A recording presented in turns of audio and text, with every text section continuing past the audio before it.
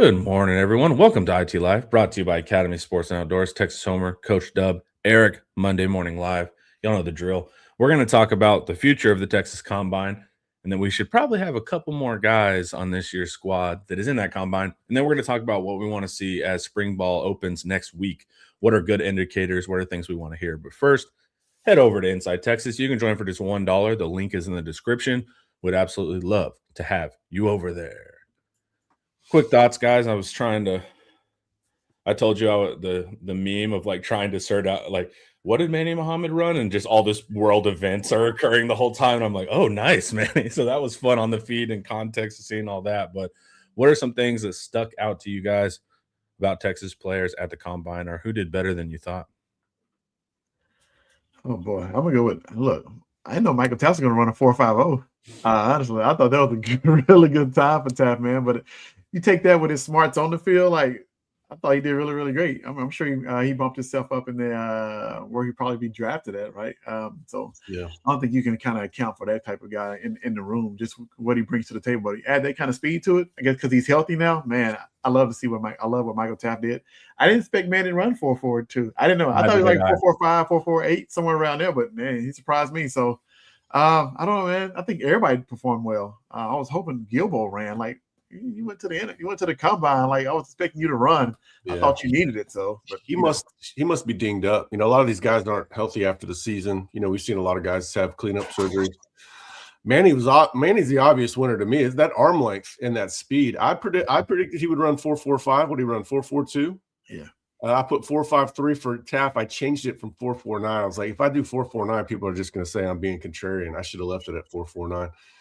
These guys are fast. They're fast. They don't carry a lot of weight. All their weight's in their legs. They don't carry a lot of weight. So I'm worried about Taft in the NFL running the alley at 190 pounds. He's got to get over 200.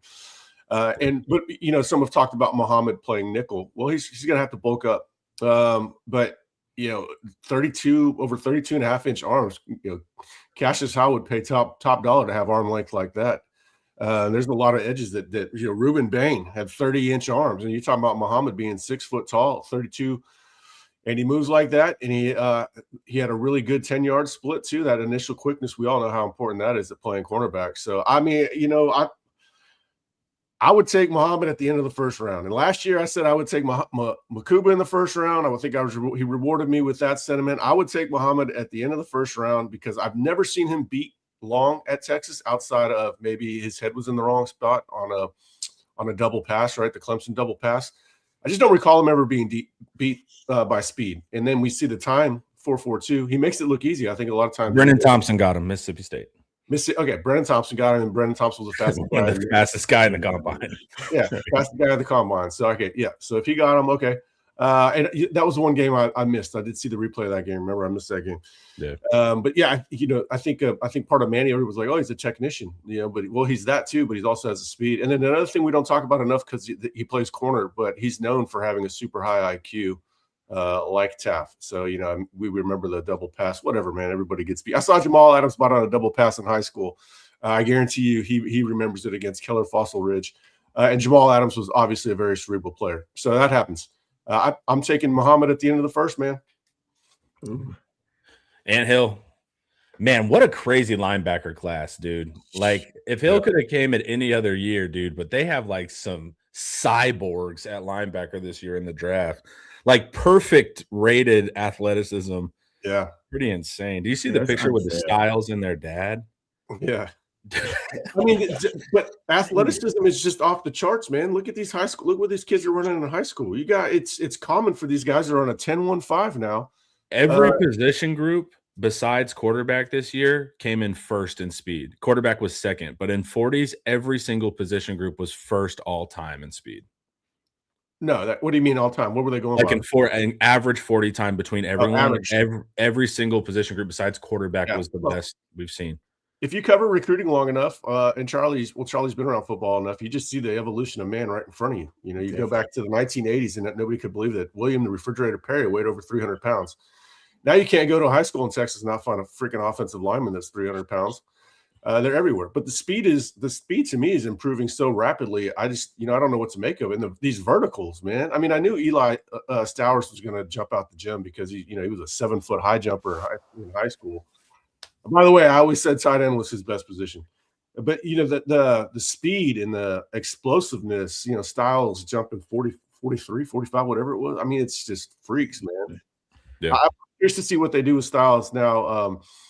As far as draft slot, I bet start talking about him going ahead of Reese, which I don't necessarily agree with, but I mean, there aren't many people walking around looking like him, man.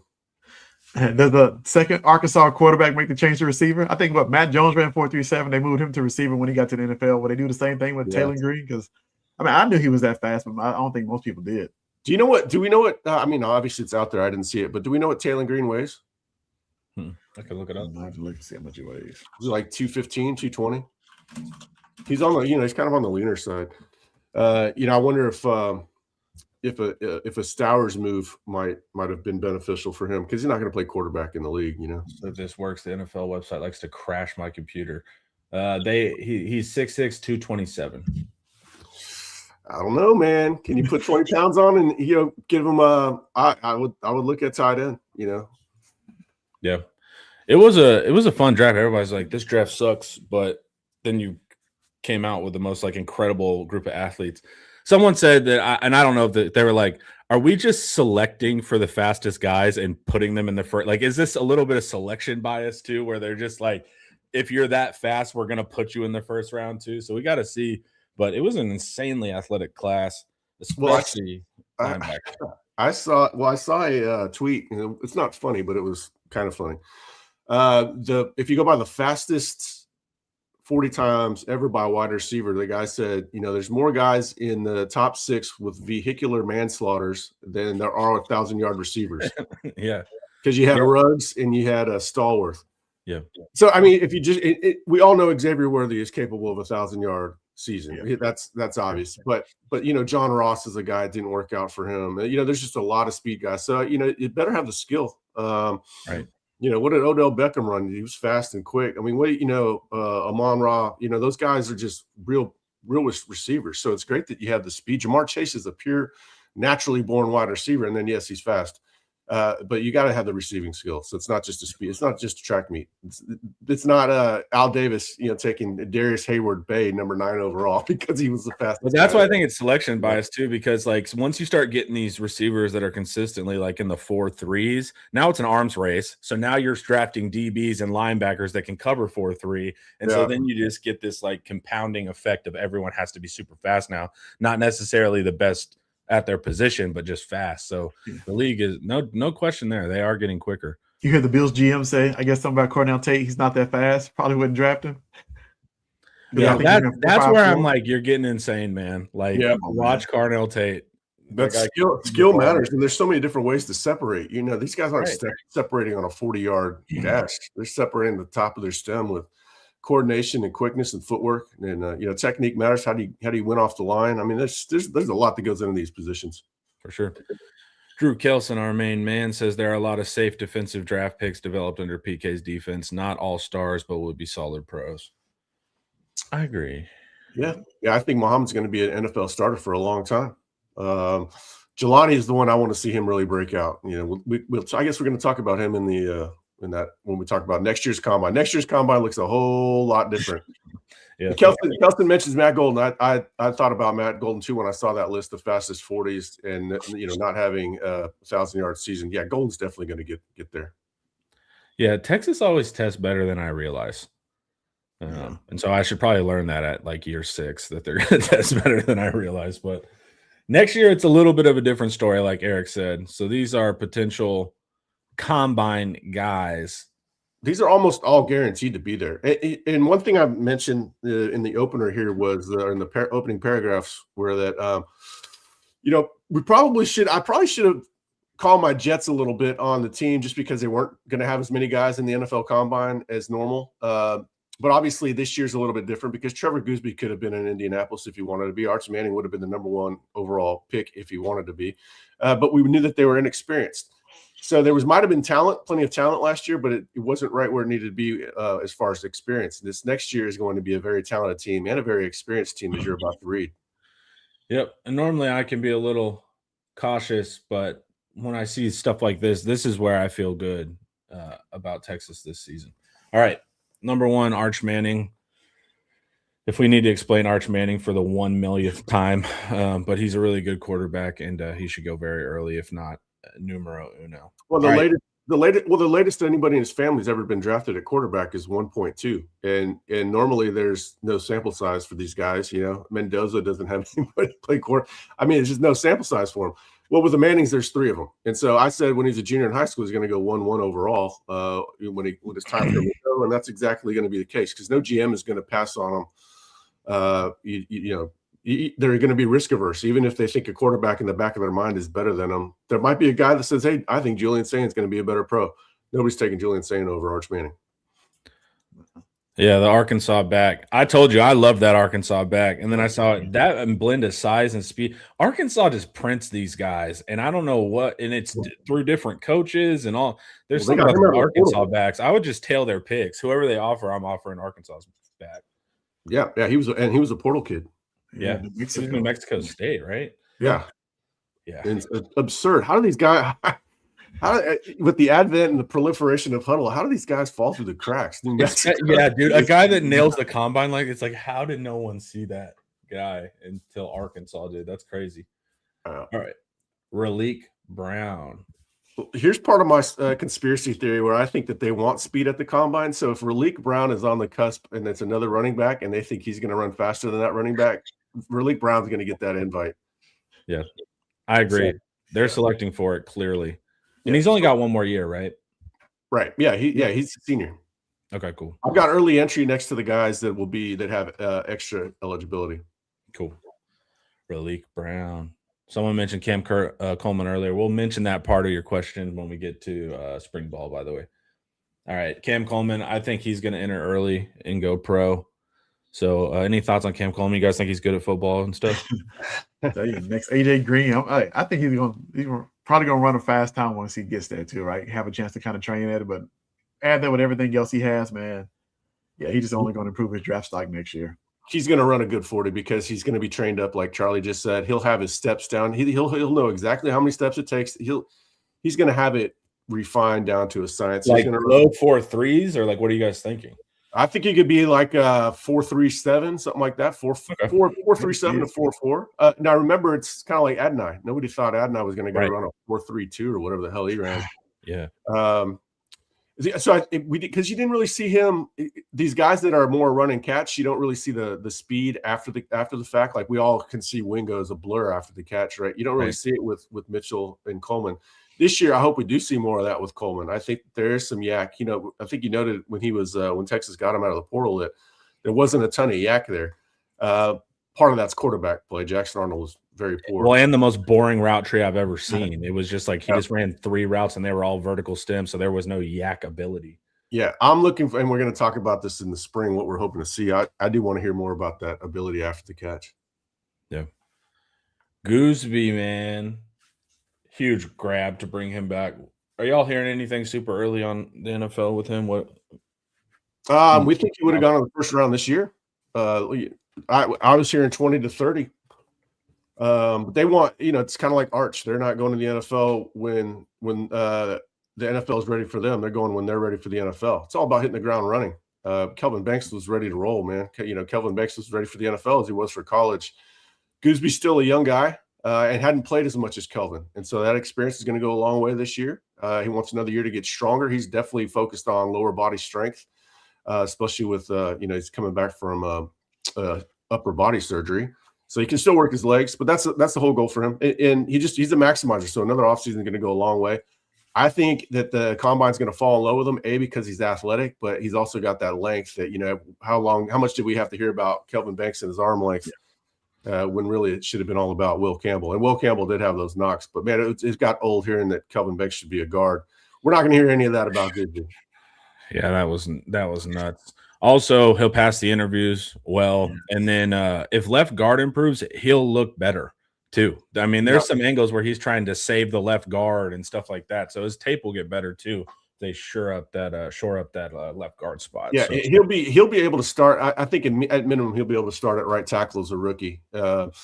So there's going to be a lot of value for, and then value on a 6'6", 6'7" tackle that's athletic basketball. They'll go back and look at his high school basketball tape. They'll like what they see there. Yeah, he's got a chance to go top 10. The tape has to match though.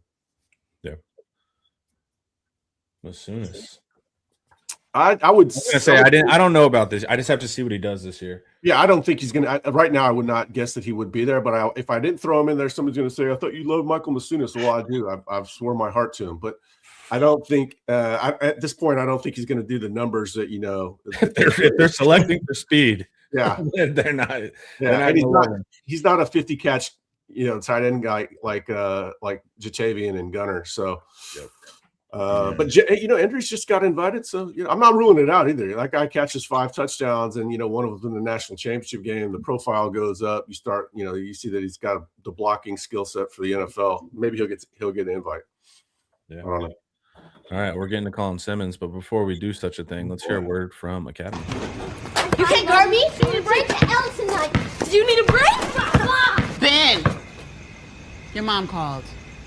Looks like you're stuck with us tonight. Let's go! Give me a shred.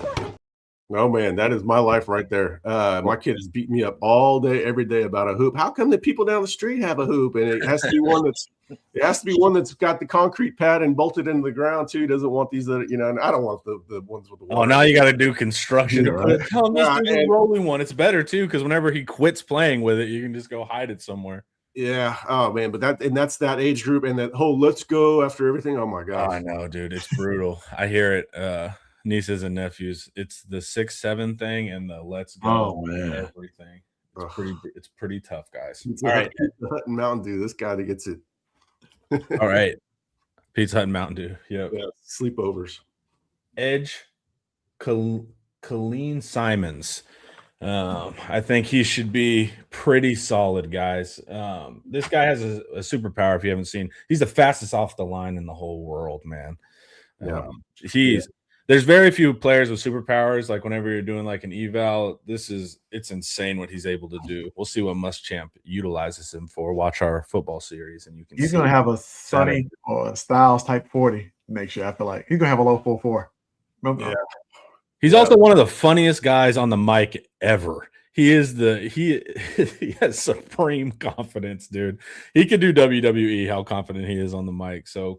Colin Simmons, we're pushing here, right, Eric? We want Arch number 1 and then followed directly by Colin Simmons. That'd be nice, right? Yeah, absolutely. That'd be great. It's a crazy draft. Jeremiah Smith is there. Dylan Stewart is there. There's just a lot of there's a lot of traffic at the top of that draft. I mean, This one is fun because we don't know. This draft is fun because of what happened at the combine where everybody's board is going to be so different. Next year's draft is you're going to know who the top 10 guys are pretty obviously. And Colin's going to be in that top 5 discussion, could go number 2.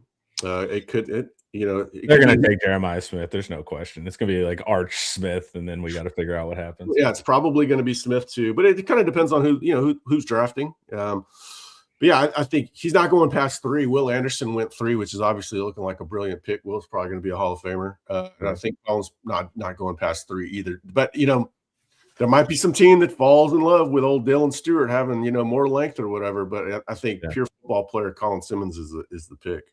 Yeah, and look, like you said, those guys that have came like Parsons, Anderson, those guys have shown that smaller style edge can win in the league too. So those guys being before him is actually important as well. The whole point of this article was a reminder, like, oh my God, this time next year is going to be entirely different than this past combine, where there was very little buzz about Texas. The guys performed well. There just wasn't that star power. We're talking about some serious star power with Arch. Arch is a one-man show in that regard, and then Colin Simmons on top of it. He's going to, like you said, mic'd up. His personality, he still really hasn't blown up nationally, I don't think. Everybody knows he's good. But I don't think he's become sort of that household superstar name yet that he will be by this time next year. Yeah, the previous year we had Sark at the combine, like doing interviews. He had that much representation. So, yeah. I think we'll be back to that level of saturation. Canoe, man. What are we thinking there? Second round pick, you say? I think he can climb to that. He's going to get major bonus points for his versatility.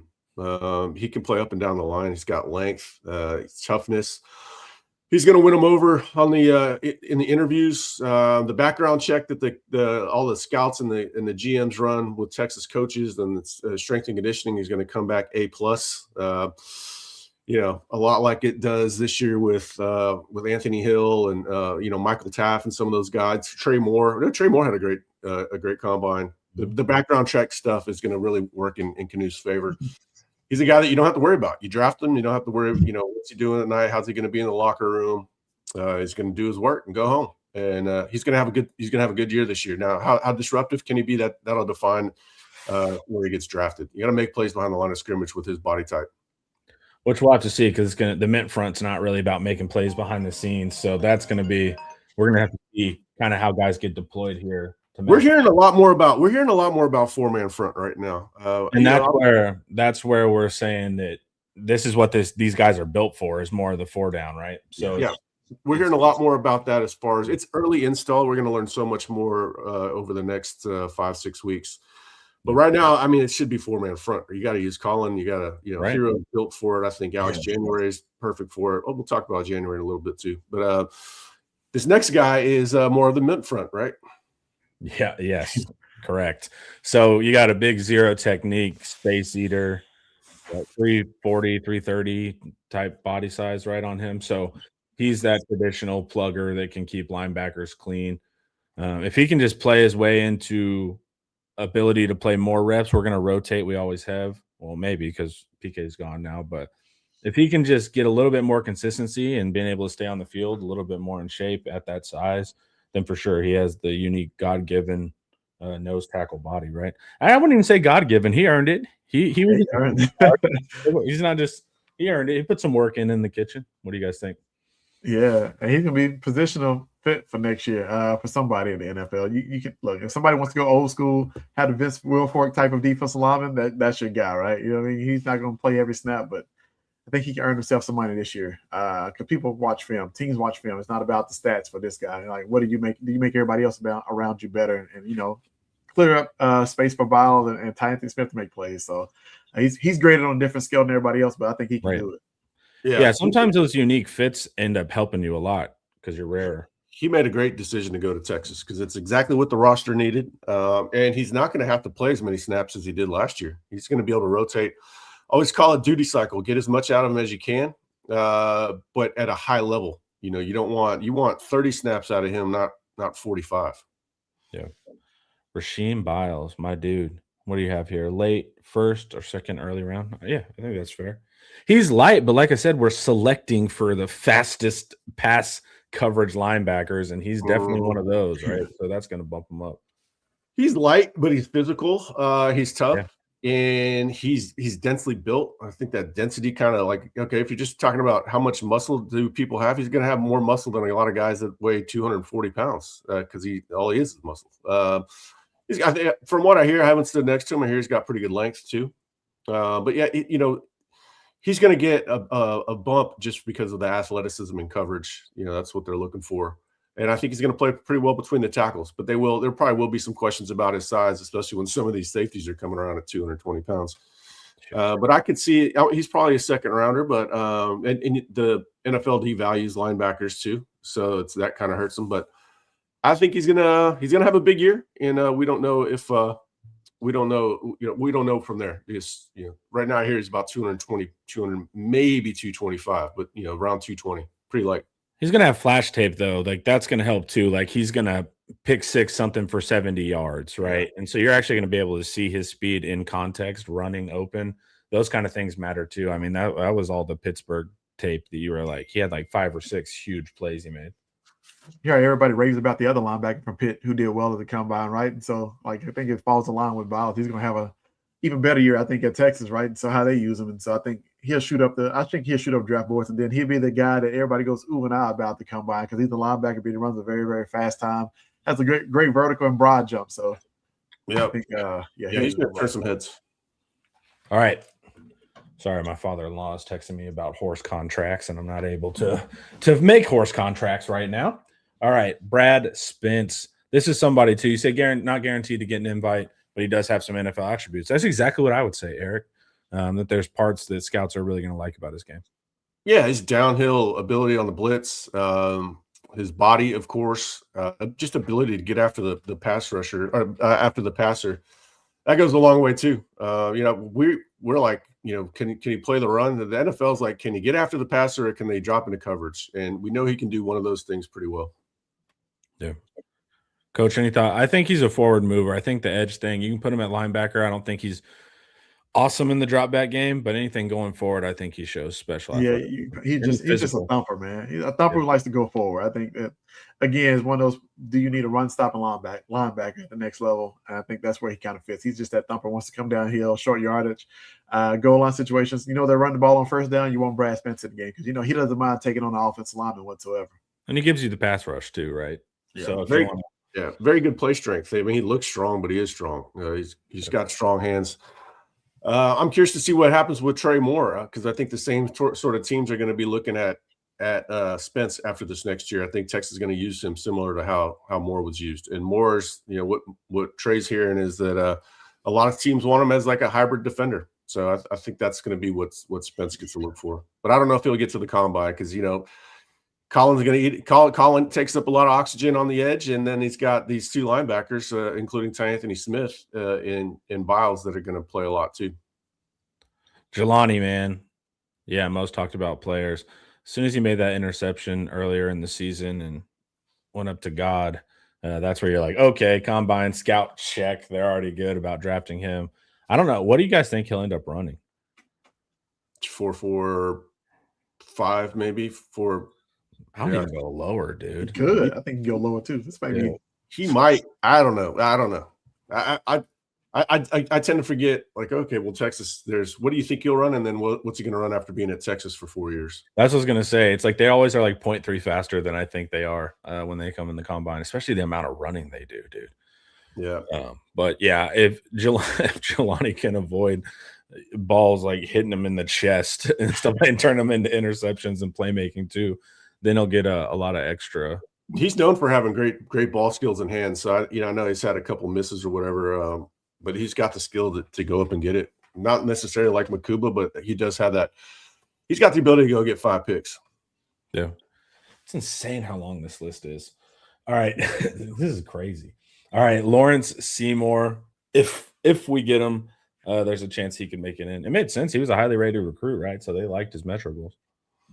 Yeah, I'm sure he's got long arms. Miami, he's not tall, but Miami's not taking that guy unless he has long arms. So you can already tell that he's got probably 33.5-inch arms at minimum. That'll help. But first, get him eligible.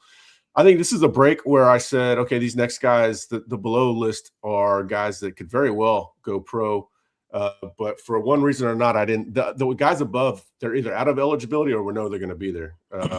These guys have remaining eligibility, and there's still some. We still need to see how things are going to play out.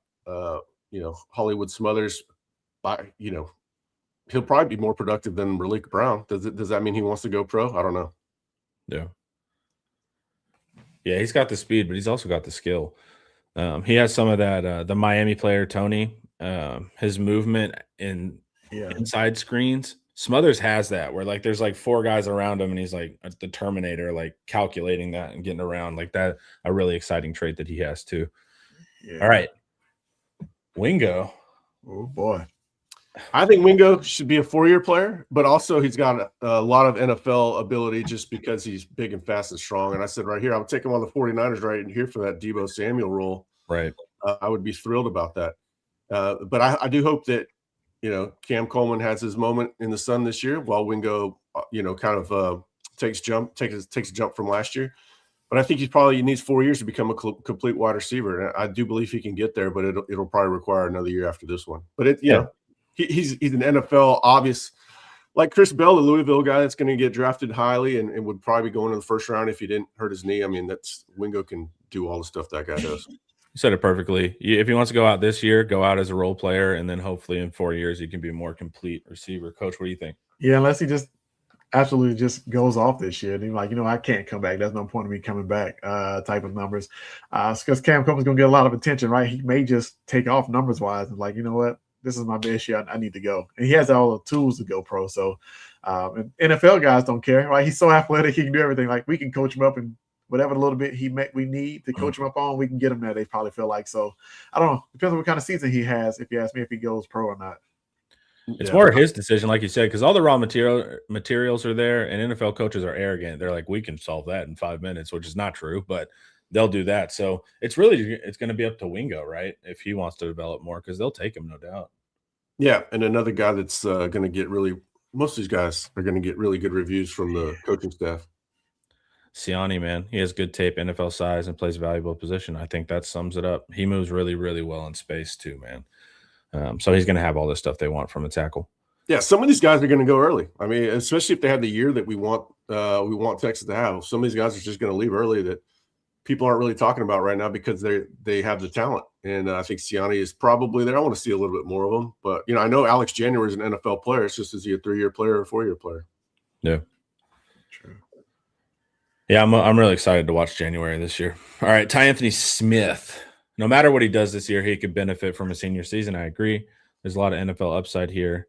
Yep. Athleticism, coverage, physicality, but like Wingo, he's still putting it all together. Absolutely. Raw material guy as well. And I'm excited to see this year what he's able to do with linebacker. And if he can add some weight, that's going to be big. Yeah, that's the biggest thing. See how much weight he can add, still keep the athleticism and the movement that he has.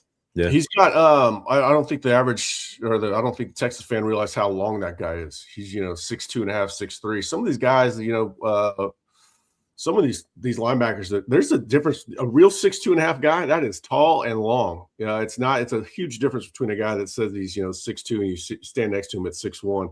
These guys just kind of it's weird. It's like it's almost like there's like have a basketball player presence, and Ty Anthony has that length that catches people by surprise. But of course, that makes it a little bit harder to add weight. he's totally a hard gainer, right? Because when he got on campus, we were like, he needs to add weight.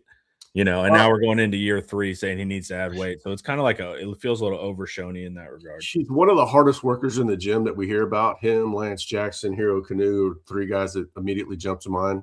So he's putting in the work. We hear he's about 220. Well, that might be the problem. He's burning a lot. He's burning calories because he's going so hard. Yeah, he might be 225 right now. And if he can leave as a senior at a little over 230, holy cow, he's going to be Yeah, he's got a ton of upside. 230 is like the magic NFL number right now for linebackers. Yeah. If you can get there, they'll feel a lot better about you. 229, can't draft him. 230, let's get him, boys. Let's go. All right, Bo Masco. Early returns were good with him too, right? Fitting in. And then I think you had something. What did you have last week, Eric, about him getting reps at nickel and stuff too, right? Well, he's going to get looks at reps look at nickel with Littleton and Wardell Mack. I'm not, maybe some other guys too, but those are the guys I've heard most about. And so that would be interesting because Masco has a lot of experience. The first thing I asked about how's he built, he's a well put together 190 pounds, 5'10-ish, 190. Yeah. And again, 5'10", 190 is a little different than 6 foot 190. Michael Taft's 6 foot 190. 5'10", you're a little bit more, you're a little bit more densely built, thicker built. And I think that lends itself to play in that position. It's a physical spot. So obviously, if he starts at nickel and they feel good about that, that means you've got Littleton almost certainly starting at one of the corner spots. I think I'm going to write this morning about the cornerback competition because right now there's no set depth chart. Muschamp's not playing favorites with anybody. You got to go out there and you got to win them over on the field. I tend to think with this latest information, I could see Masco at nickel, Littleton at corner, and Cade Phillips at corner, and then you got Roberson and Black. Probably somebody else I'm forgetting at this point, but they're loaded at corner. Nice. Derek Williams coming back from the injury, returning. Right. What do we think? What do we think here, boys? I don't know, man. With Derek, I just want to see what kind of season he has. I mean, mentally, is he cleared? And his knees healthy, great. But if he mentally is like not worried about his knees, that he goes out there and just plays like he can. I think I don't know. He's back in conversation. Maybe he goes. I think he stays 4 years though, right? Wants to prove and needs more tape, shows that he is healthy at the college level before going off to the NFL. But I think he's gonna be back and have a great year, especially on the Gideon. With Gideon being back, somebody you can relate to. He's gonna coach you hard, but you don't mind that, right? That's your guy. So I think you're gonna see the Derek Williams trajectory that we saw before he got hurt. Yeah, it's all about getting him right back on the trend line, and I think he's going to do that. I could see him leaving, man, just because that was the original plan. You know, when people get hurt, Jermod McCoy, Tennessee corner, he's about to go. You know, probably first round. He pulled he tore his knee up. Chris Bell's still going to go in the second round, probably. If he comes back and puts out the tape, I think he's going to be gone, honestly. But we'll see. In closing, we have more talent than we had last year that's ripe. Because we were moving fairly quickly through people and still went 35 minutes on that. That's pretty impressive. Yeah. The level of possible talent here. This makes me feel good about this season. Just as important as the talent, though, there's a lot of experience. These guys are much more experienced than they were a year ago. So it's the intersection of talent and experience that matter, not just one or the other. Yeah. So many guys on the list probably run sub 4.4, like including Arch. They all might hit 4.3 something on that list. That's crazy. Hey, Art, I was thinking about this the other day. You know, Taft just ran 4.5 flat. Arch is as fast as Taft, at least between 20 and 30 yards. That's from a time standpoint. That's true. That's what they've tested. So he's not going to get off like Taft probably, but that long speed is going to kick in. He's going to run 4.5 probably 4.5 flat, I would think. Yeah, at 230 pounds. Yeah, those safeties don't see it coming whenever he takes off. That's for sure. All right, next up, we're going to talk about what we would like to hear as an indicator for spring ball. But first, our main man, Andre the Lawyer. Texans know when you're injured, there's one name that gets results: Andre the Lawyer. Trust the team that has secured millions for their clients and helped thousands of Texans win their injury cases. Car wrecks, slip and falls, 18-wheeler accidents, on-the-job injuries, wrongful deaths. Don't let the insurance companies tell you what your claim is worth. Andre the Lawyer will fight for you. His principal office is in Dallas, but they serve Texans throughout the state. So don't wait. Call 214-444-8808. That's 214-444-8808. Contact info is in the description. Just a week until spring ball. Thank God February is very boring. And we're about to get into intrigue season. Starts Monday, correct? Yep. Yeah. Ooh. Yeah, February, man. Thank God. You know, I think that's why I got so into the Olympics. Like, what the hell? Yeah, exactly. Well, it starts next week. Of course, there's a billion storylines and things we want to hear. Let's start Arch off the scooter officially, right? But I don't know if he's going to be 100% right in day one. How do you have any intel there, Eric? I think he's fine. I haven't heard that he's not going to start off spring ball. There's a lot of guys we're tracking. I got notes on like 6 or 7 guys we're trying to figure out. Yeah. We're still working on that. I haven't heard that he's going to miss significant time. The first three practices, they're not in pads, and then it's spring break. Maybe they just have Arch out there standing around. I don't know yet. That would give them 2 extra weeks to get right. So I don't know. We'll figure that out. I'm not really, I guess Arch sells, or maybe Arch is already baked into whatever does sell. I don't know. I'm intrigued about a lot of other things. I've got my expectations on Arch that I think that pretty much everybody else has. Yeah. Well, what are one of those things you're intrigued by, Eric? I'm intrigued by the individual offensive line play, Brandon Baker and Siani, most notably. Connor Robertson is a known. I want to hear that Siani's holding up against those edges. It doesn't matter if he's going up against Lance or Zena or Colin or whoever. If you can play well against those guys, we know that you're ready for the SEC. Brandon Baker, can he anchor against Hero or January? If he can do that, I'm going to feel pretty good about his move to guard. We're not going to get a whole lot on cohesion, unfortunately, just because there's so much up in the air. No Seymour, no Gooseby.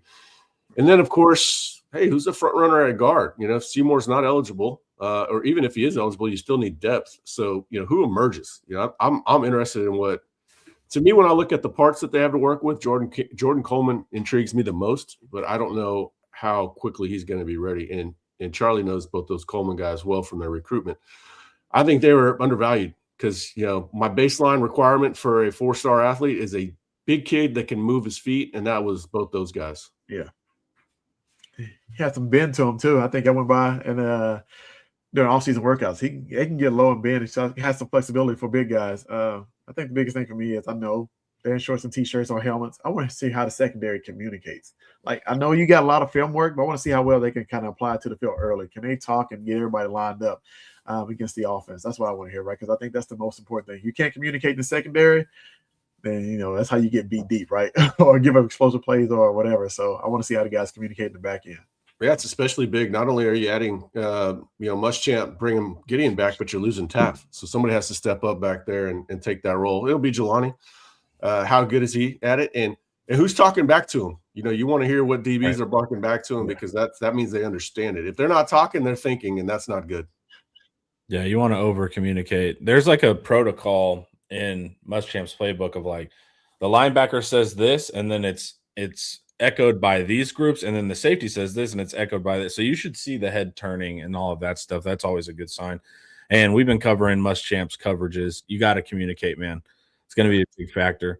And then you want to see too how do they look manned up, and they're going to be against a good quarterback and a good wide receiver core. So we have good on good here too. Yeah. So even though there's going to be some zero sum, I think that hopefully, do you want to hear there's some give and take, or here's what's going to happen? The offense is not going to be as good as the defense in the beginning, because the offense is like a performance or a stage play, and the defense's job is just to run on stage and destroy the play. That's easier to do than to put on the play. So you'll hear that early. What are some, for all your years of experience, guys, what are some things in spring ball that you are just like guaranteed to hear the first week? And it's generally that the defense is better than the offense. Are there any others? Yeah, I mean, that's it for sure. Yeah, no, I don't know if there's anything that every year we're like, okay, well, this is to be expected. It's always that. Offense should always be behind, unless you just return an ungodly amount of talent, or it's experience. But yeah, we're going to hear that. We're going to hear that the offense is sloppy, mainly because of the offensive line. But we're going to hear a lot of give and take between individual plays. Cam Coleman making a play, but Cade Phillips coming right back and making a play of his own, just because Cade's a future first round draft pick too, or early round. I'll say early round for now. I think I know what he's going to become. I heard all the right things last year that I wanted to hear that give me confidence he's going to be drafted very highly. So you want to hear that give and take. Coleman can be covered. It's true, and a guy like Cade can do it. How nickel shakes out is another thing, because that once you solve that one position, it solves a couple others. Right. And then another one back to offense that I'm watching is Nick Townsend as a receiver. We know that he can be a blunt force object, move piece, H-back sort of tight end, but we want to see him more fully integrated into the passing game. Last year he showed up late. It was a little bit too late to get him going in that regard. I think they tried later in the season, didn't quite work out. He's got all the ability to become a good receiver, but he hasn't been fully integrated into the passing game. I think that we're going to take a lot more steps in that direction in spring. Is there anything globally you're hearing? Like last year we were hearing that they wanted to focus more on gap schemes or something like that. Is there any directives that you've heard? I know we've gotten stronger, so that clearly kind of lends to some mentality of the team. The coaching hires are all pretty intense guys. So clearly they're trying to do some type of physical mental change there, but are you hearing like that they're going to favor any certain style of offense or schemes yet? Or outside zone is what we've heard the most about, but they're still going to run duo. You got to keep defenses honest, and then on defense it sounds more like 4-man front, but you haven't gotten too deep into that. I know Muschamp has put in pretty much most of the defense by now. Obviously he adds a new wrinkle every week or whatever, but most of the installs in right now, and we're hearing more about 4-man front than we are 3-man front, which I think, you got to suit it to the personnel. Both of those things have that in common. Both things are suited to the personnel that they have. Yeah, I think it'll be interesting in 3 years to see what we run more, but right now this is definitely 4 down bodies. And you want Lance Jackson to – I mean, I love the mint. Like, it's cool and it's effective, but something about just like Lance Jackson at 4-eye when I know what that guy can do, and outside, it drives me nuts. Even though we teach it, and there's a part of me that's like, still, man. The mint is great once you have the defense all working together, playing in concert. But it's a lot easier to be destructive from the 4-man front, especially with this personnel. Yeah, I agree. You know, one thing I want to hear, because this drill is kind of designed for the offense to win, is the one-on-one matchups or 7-on-7, right? Depends on the part of the practice period, because offense can really get the better defense when it comes to that versus team. Team is a lot harder for the offense to look on the same page. So I want to see what kind of receivers and tight ends have improved their route running, getting open, right, when it's one-on-ones or if the defense wins that matchup, then you know the DBs are really, really locked in, right? Because it's designed for them to lose. But I want to see what receivers and tight ends have gotten better in that aspect when it comes to the passing game. What are those first couple days like? Because like you said, it's going to be a few days and then spring. So really, to me, it's just they're kind of mannequins, right? They're just going to, hey, here's the formation of the receivers. Can the DBs line up correctly? I mean, is that what they're kind of doing? They're kind of taking it from the whiteboard to the field at that point. Depends on how the practice structure, right? They may have fast pitch, or fast count when you first get out there, right? You're just rolling through plays and see who can go, who understands what. You're just calling and spitballing. You might have 15 to 20 plays from install 1A to all the way to 1B, right? Depends on how much is installed. It might go against air. Right? Defense is going against air too. So it just kind of depends how Texas structures their practice. Then you may do a team 11-on-11, split up 7-on-7. So it really just depends. I think, but usually the first part is you go out there and you just call in plays and see you line it up. You got first and second team rolling back to back, going down the field. But it really just depends on how you structure it. It's a stress test from everything you've been learning on film. Yeah. Eric, what were you going to say? Pretty much what he said. It's just, Sark has the structures that he likes to use since he's got to Texas. That's more about when the pads come on, but they work a ton of red zone. They work a lot of tempo, but more so I think that's for the defense's benefit. Obviously Sark doesn't run a ton of tempo, but they do it. They call that fastball. Red zone lockout, that's the red zone, obviously. And that's usually where they keep score. So when we talk about, hey, they scrimmaged, a lot of times it's red zone and scrimmaging. They do something called move the field, which is basically going 20s, the play calling between the 20s. Of course, they work third down, fourth down. What's another one I'm forgetting about? Oh, they do team run, where it's either a run or it's play action. So they're trying to teach, obviously they're trying to teach physicality up front on both sides of the ball, but also discipline in the secondary to not bite on the run and get caught in play action. Yeah, it's going to be tricky to see because, like you said, Gooseby will be out, so Baker will be at tackle, which is more of a natural position for him. And then Seymour's not going to be here regardless, even if he does get granted. So it's just I don't even know what I'll be able to make of any offensive line stuff. That's what I've been trying to prep everybody for that, and it's going to be a little bit sloppy. Yeah, so we're still not 100% certain that Baker's not going to play guard reps. I could see him because they're going to want to get some of the young tackle work too, right? They're going to want to get Jaden Chapman to look over there. They're going to throw Turntine into the fire. But if Baker's playing tackle, then what does that do? That gets you two guards on the field, and you're expediting the development of two guards, which goes towards their development and competition, especially if Seymour is not ruled eligible. So the benefit of Baker playing tackle, everything has a silver lining. That the silver lining, if he's at tackle, is you're expediting the development of your guards. Yeah. Yeah, there's bright sides to it. It's just, I don't know if they're going to be like, they can't run the ball. I would be like, yeah, I'm not surprised. Or they're having trouble passing. I'd be like, yeah, I'm not surprised. So I don't know how you get it to where hopefully you can have a young tackle step up. Because as long as your tackle's not destroying the play and you can actually run practice, then I think that's the best move because I want Baker to play where he's going to have reps. But it's going to be tough. It's going to be tough deciphering the offense a little bit. Or because then you're going to get into is the defense just dominant or zero? Yeah, zero. Dude, just go in with your default expectation that the D-line is going to kick the offensive line's butt. Sure. Yeah. I think that's kind of where I'm at. Coach, what do you think? I'm pretty much on the same line with that. But as a competitor, I want one of the young guys like, oh, this is my spot. This is your opportunity, right? Like, go take control of it. Honestly, if you go prove that you are worthy, right? Whatever. You're not waiting on Seymour or anybody else. I'm gonna go in here and go against the best every single day and go take a spot. So I know that's the mindset of some of these guys, especially the Coleman brothers. Like, they want it, right? They want the action, and so they hear all the noise around. Waiting on Seymour, who's going to play what. They want to go take a spot. So I love that mentality. I just want to go see them go do it and prove it. Players show good restraint, man. I don't know if I was there on Twitter and stuff, I would probably fire back.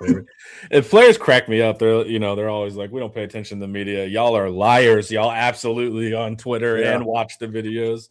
Oh yeah, they know. But who's they have coming good in. restraint to not just comment and be like, "Oh man, y'all are killing me." But that's going to be a big fact. I want to see too with the backs, even if they're having trouble running, these guys can get loose. So then I want to hear of some explosive runs whenever that happens, and then I'll get mad that the defense gave up an explosive run, and then we'll be there. But I just think too, I do want to hear from the reporting that the back situation is vastly different. That'll be a big factor for me. Yeah, there's going to be opportunity for them to make individual plays, even if it's on a swing pass. I want to hear that these guys are explosive and hard to tackle in a phone booth. And we should hear that. We should hear that about. Obviously, we haven't even really talked about the three youngsters that have a lot of hype right now. It should probably be four. We should probably start throwing Cohen Brown in there with what we're hearing about him. Hell yeah. Jermaine Bishop, obviously, that's a guy you just want to hear about a couple individual plays. You're like, all right, that was different. Tyler Atkinson, he probably has the best inside linebacker traits on the roster right now. I want to hear that. If he's good in that regard, and not just a point and shoot weapon, then he's going to play probably a lot more than we already thought. And then Derek Cooper, there's a lot of opportunity there for him to come in and make plays, maybe be a young Mike Bell. Yeah, make the coaches right, because they're all basically signaling like we want these guys to shine. That's a great opportunity. You're going into playing Texas football, and the coaches want you to do well, man. It's like go do that. Remember when it was the Jarrett Gibson? Like they were really trying to force Jarrett Gibson's hand, right? And he just would not take the baton.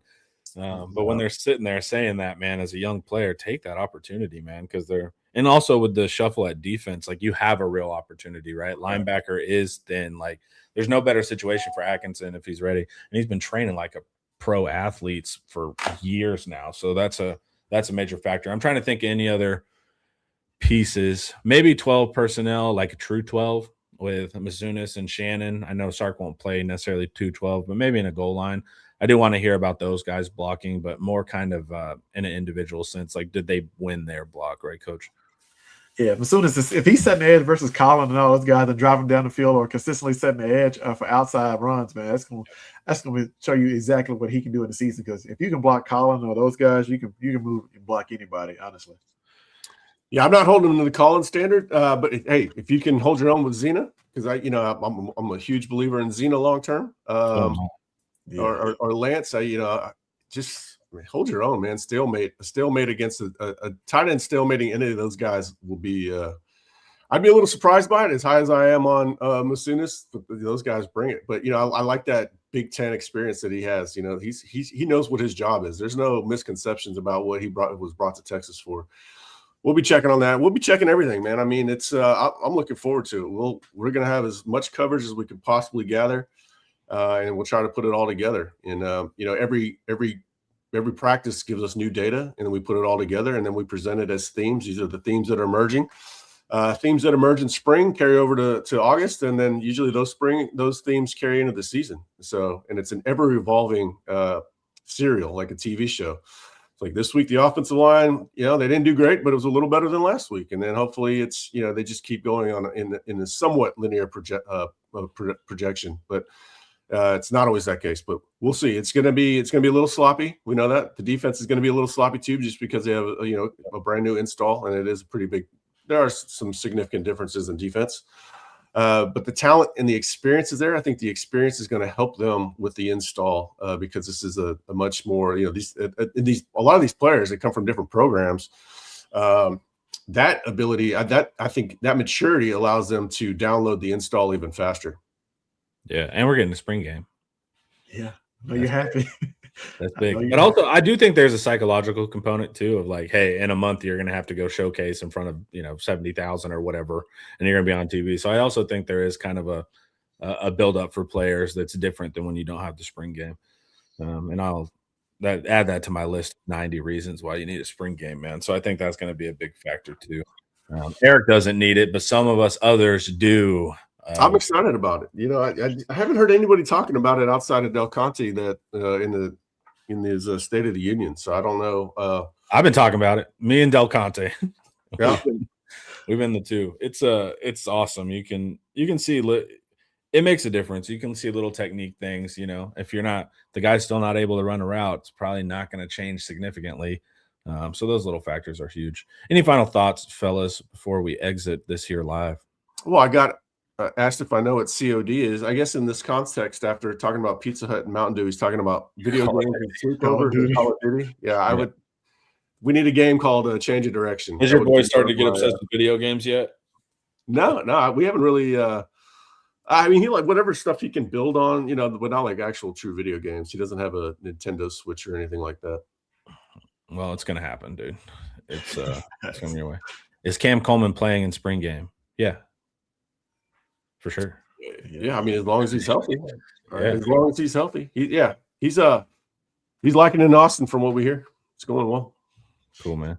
Yeah, those transfers, used to be you're worried about culture, but there's also something to a transfer selecting the school, right? Like I think that also like that's a different thing than you got recruited out of high school and you've been hanging around for 3 years. I think when it's like this is my moment and going here, I think that also adds a different layer.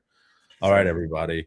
Head over to Inside Texas. You'll be able to get all that spring ball info there, and you can do it for $1. The link is in the description below.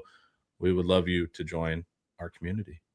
Everybody, this was IT Live, and it was brought to you by Academy Sports and Outdoors, and you should stay tuned in for the slate of shows we have coming right behind this. Everyone have a great day. See you later.